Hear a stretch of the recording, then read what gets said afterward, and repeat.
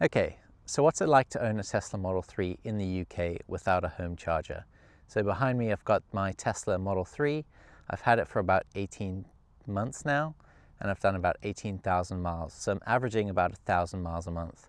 And in this video, I'll go through what it's been like without having a home charger and doing that amount of miles. So stay tuned and I'll let you know whether it's worth it or not. Okay, so why didn't I install a home charger? Because that would have definitely have just been easier to do. And there's two main reasons. Number one is the cost of it. We are planning on moving, so the cost of having someone come and install the cable, run it all the way down to where we park the car, and then if we did move, having to potentially rip it out again, didn't really make sense. And then number two is the place that I live, although I do own the apartment, I do have to get permission, and there's other regulations that need to be accounted for when running a cable down underneath where other people live. So it just wasn't really worth the hassle in my opinion. So yeah.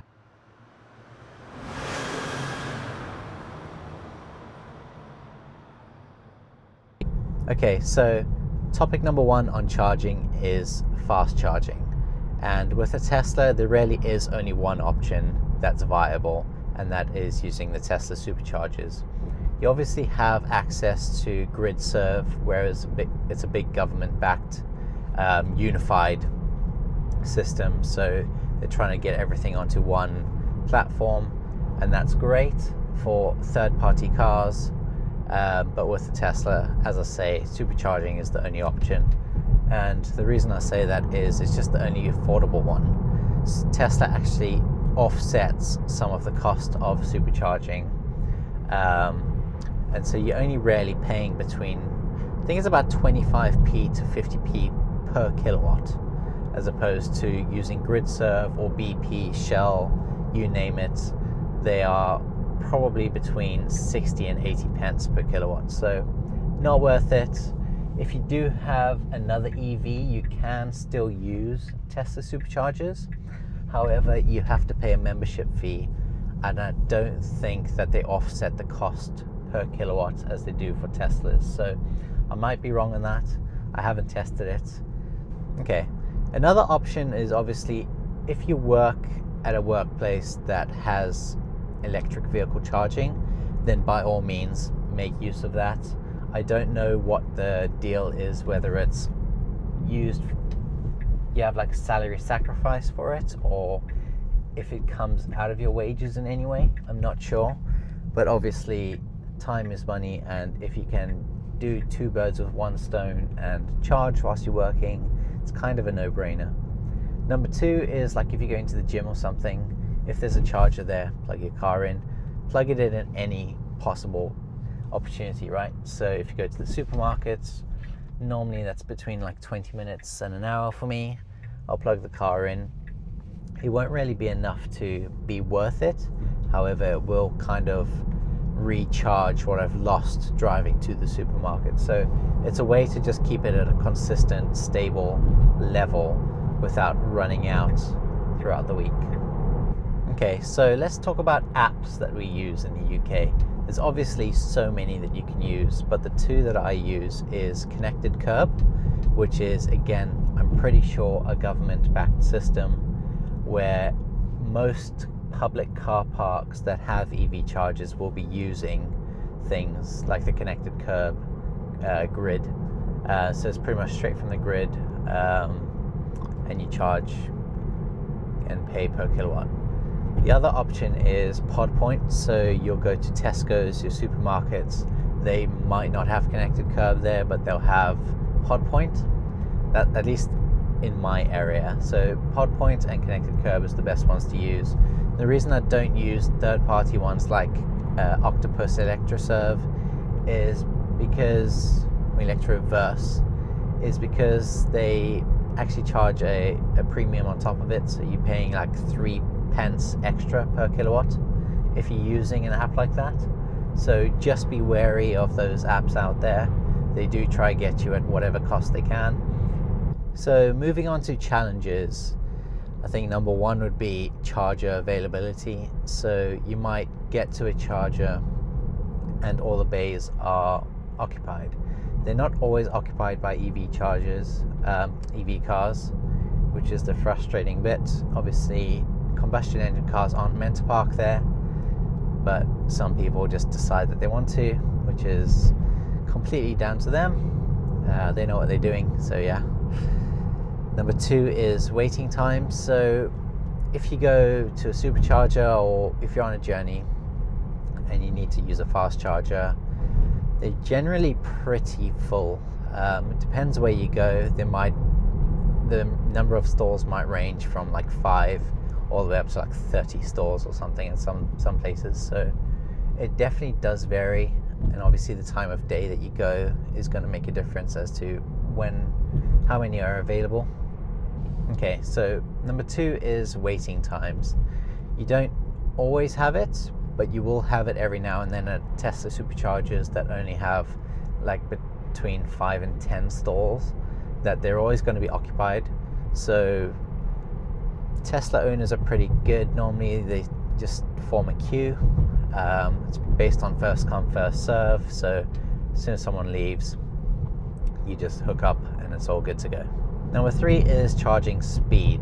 So this obviously varies wherever you are. If you're charging at home, depending on how you're connected, if you just plug straight into the wall outlet, it's going to be charging at, I think, about 2 kilowatts per hour, something like that. And if you have a home charger installed, then I think it's more along the range of 7 kilowatts per hour, but I don't do either, so don't hold me to that. Number 2 on that list is if you use a public charger, a standard slow charger, it's pretty much going to take you like overnight to charge the car, so be prepared for that. And then number 3 is the fast chargers and superchargers. There I can pretty much get a full charge within an hour, I would say, so it's not really the end of the world. If you on a road trip or something, you need to stop and have some lunch or just take a break from driving anyways, so just find somewhere that's got a charger and do that break there. Okay, so moving on to battery management. How often do I charge the car? So for me, I average about 1 full charge per week. Not every week, sometimes it'll be every 2 weeks that I'll do a full charge, and then I might just do intermittent charges between that. I say, I do about 1,000 miles per month, but that's not consistently, so I might only do 300 one month, but then I might do a road trip some other month doing an extra 700 or something. So it really does depend on how much you're traveling. I work from home, and so I don't commute. However, my partner does commute, so sometimes she'll take the car and sometimes I will drive her, where that obviously doubles up the commute time because then I'm dropping her off and then picking her up. So that's double the journey really for no reason, but sometimes it just pays to have a car available. So have I ever been caught needing a charger, like feeling like I'm going to run out of battery before I get to my destination? And obviously it depends on what kind of journey you're on. If it's a road trip, you would account for charging stops. But have I ever run out or nearly run out of battery? And I've actually been asked this a few times, and my answer generally is, would you let your car run out of petrol or diesel? And the answer is no, not really. You'd fill it up when the petrol light comes on. And the same goes for electric vehicles. If you, obviously you know your car and what sort of mileage you get to the charge. So generally I'll charge my car around 20%. I don't like to keep it lower than that, because if there's an emergency, if I need to go deal with some family stuff or just need to have access to a car, I'd rather have it with some range than not. And so that being said, I actually try to keep it more around 50%, but I'll never really let it go below 20%.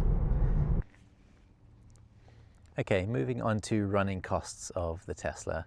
So how much I've spent, I can't really say because I've had some Tesla credits for supercharging, but without having a home charger, I'd say it's probably about similar to having a petrol or diesel car. charging in public is a lot more expensive than charging from home. So if you can install a home charger or just run a cable out your window, then that's probably the better way to go about it. So running costs about the same for driving every day. Okay, moving on to maintenance costs. So I think the biggest thing in an EV is the tire wear. As it's a much heavier car because of the battery, the tires are worn down a lot faster than a regular car. Although obviously if you have an SUV or something, it'll be pretty similar. But in terms of other maintenance costs, there hasn't been much. Every, I think, 6,000 miles or so, you should rotate your tires just so that they have even wear across them. And then apart from that, it's pretty much just windscreen wiper fluid.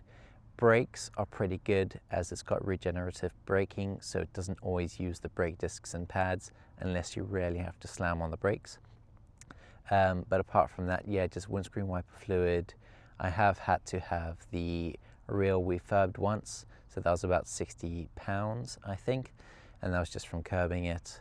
But apart from that, I think it's been pretty much covered under warranty. There was one thing on the interior where it was squeaking quite a bit, so I just went back to them. They give you a 50,000 mile warranty for interior and any other factory stuff, and then 100, I think 80 or 100,000 miles warranty for the battery.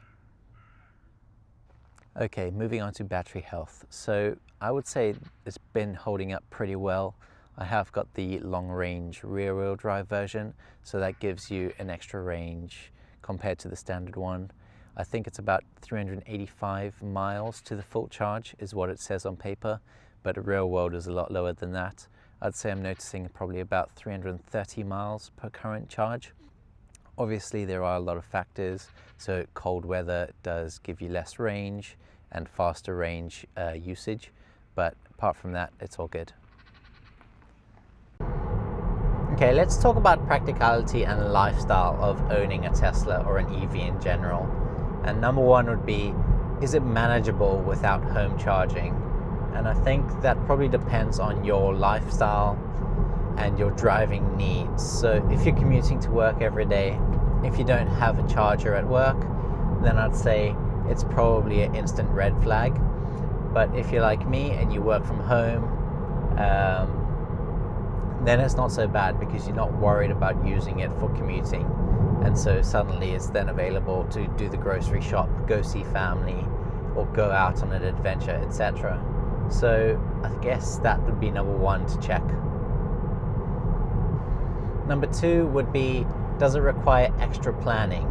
And I think yes, you have to be very strategic with how and when you charge your car.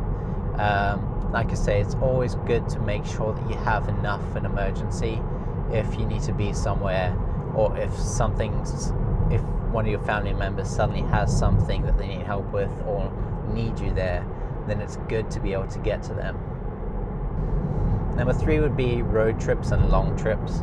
So I think, as I mentioned earlier, if you're gonna do a road trip, you need to be stopping for breaks anyways. So I'd say just tie in your charging breaks with your food stops, and I think it won't really make much of a difference. I can normally stop somewhere, charge the car for half an hour, have some lunch, and it's almost like I didn't even notice that I need to charge. Okay guys, so just to summarize, do I think it's worth having a Tesla or an EV if you don't have a home charger? And I guess the answer is really, it's down to you. If you're happy with walking to chargers or charging at work or at the supermarkets or just intermittently, then that's fine. If you can use superchargers that are close to your house, then that's great too. But for me, definitely it's worth it. I don't really see much pain point in not having a home charger. So if you are thinking about doing it, just know it is possible. And yeah, leave your comments down below. Let me know what you think. Is it crazy to have an EV without a home charger? And what Tesla or what EV would you get if you are considering getting one? Anyways guys, thanks for watching. I appreciate it, and see you in the next one.